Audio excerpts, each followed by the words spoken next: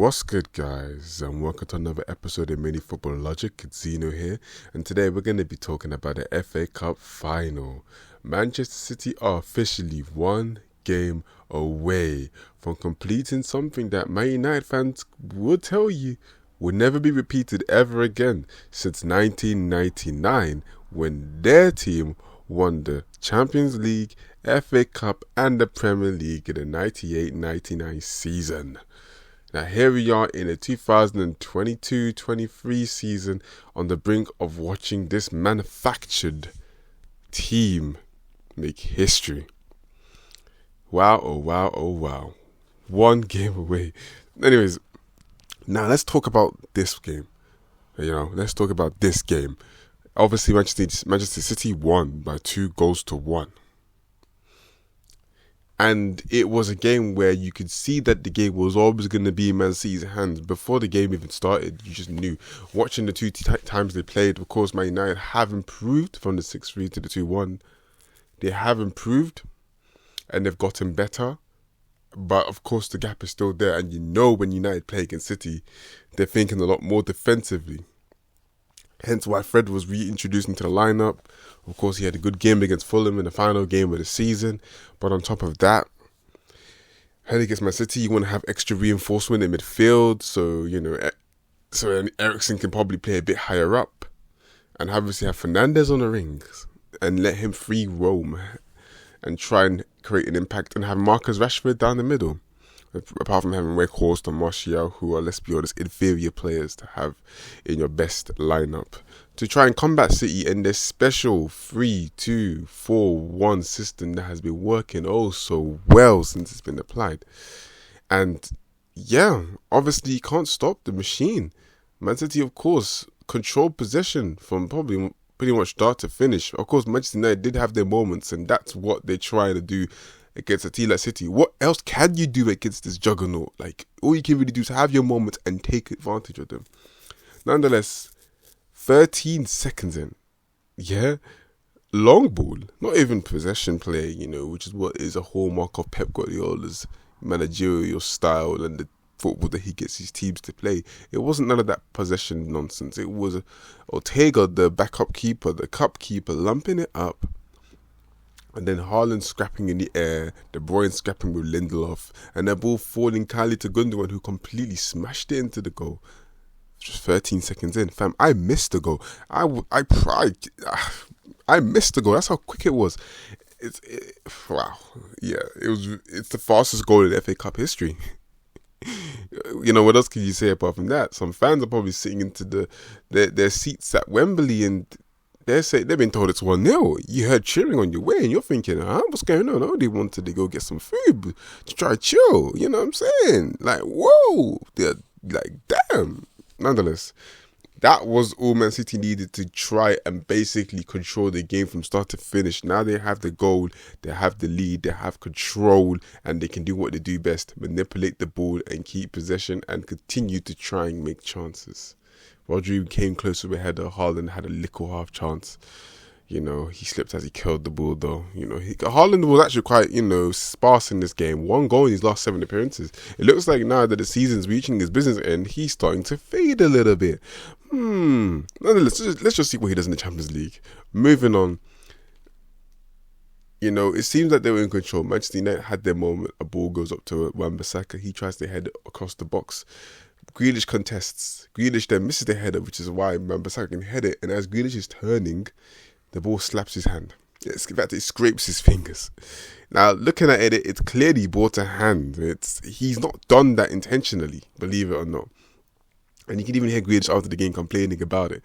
He didn't do that intentionally, but because the rules of the handball have been changed like 65 million times in the last 2 days, it's a penalty because it hit his hand and it's not in a so-called a natural position.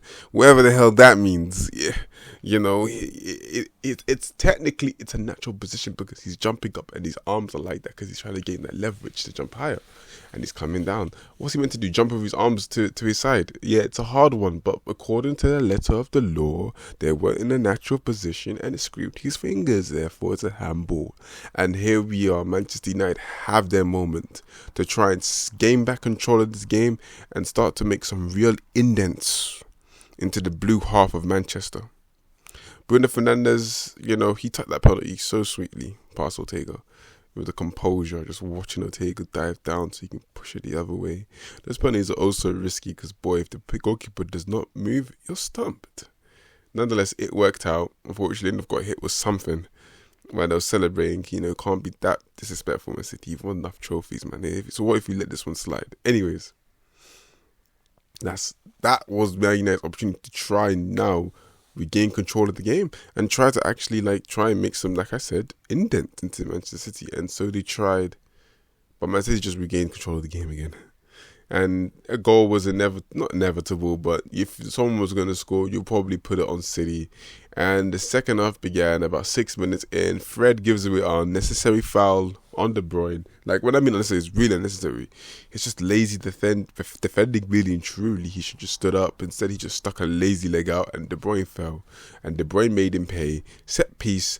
Kick it up to Gundogan, who tried to repeat what he did for the first goal, and technically he did. It was a poor man's version on his weaker foot. It bobbled towards the goal, and De Gea could only push it to the side of the netting.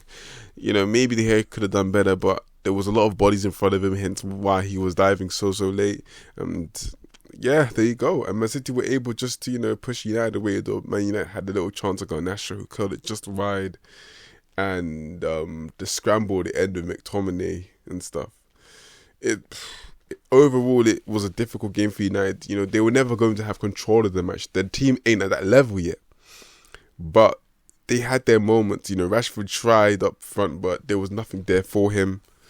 And the midfield, they worked hard, but you can tell they're just not on that level with Man City. We all know that midfield is the most important part of, a football match most of the time because that's where the control is in terms of the ball and the facilitation of opportunities, the creation of chances. And Man United just wasn't able to get the ball enough in those dangerous areas to the key men enough times to make some serious damage. Kind of like how they were able to the last time they played in the Premier League at Old Trafford, even though that second goal was, as we know, offside. But we won't get into that. It's a whole different argument. But yeah, Man City just a better team right now. Right now, there's no one in England that can really touch them. Hopefully that changes next season, boy, because we're about to see them on the brink of a treble. They got Inter Milan next week, Saturday. And that is their golden shot at making history, all right? They've become the third team to win the double more than twice. United and also done it 3 times. And now they could become the second team ever in English football history to win the treble. It would be an absolutely magnificent achievement for Manchester City to pull this off. Of course, it won't be as magnificent as United, but we're not going to compare. We can all point towards the oil money being able to facilitate this opportunity, but credit to them. Man City have actually made it happen, and they're in this position because they are the best team. There's nothing we can do about it, no matter how they were built. Unfortunately, And Man United, on the other hand, we know where they are. I've said it in multiple episodes in the past. They're in the midst of developing further in terms of being ready to contend with City. They still got a few more windows to go, maybe 1 or 2, maybe more, to get into that position in order to, seriously compete with them and have games where, I'm not going to say a bit more competitive because this game was competitive, but okay, United are going to have, they did have moments where they were controlling the game, but this is fits and starts. It wasn't like a whole period of possession or control. Both halves, City kind of just ran the play really and had most of the ball. But yeah, I think that's the best way to call it really. Man City just had control of the game. The game was really and truly in their hands, and they made sure it didn't slip away. Gundogan made sure it didn't slip away. Captain leading by example. But Manchester United, heads up, man. Won the Carabao Cup, 3rd place in the league, FA Cup final. Can't be mad at it. Of course, they had the chance to stop their rivals from winning a treble, but it's gone now. It's in Inter Milan's hands, and we shall see what happens. Nonetheless, guys, I'm going to end it here. Hope you all enjoyed, and I'll catch you all in the next episode of Mini Football Logic. Mini Logic.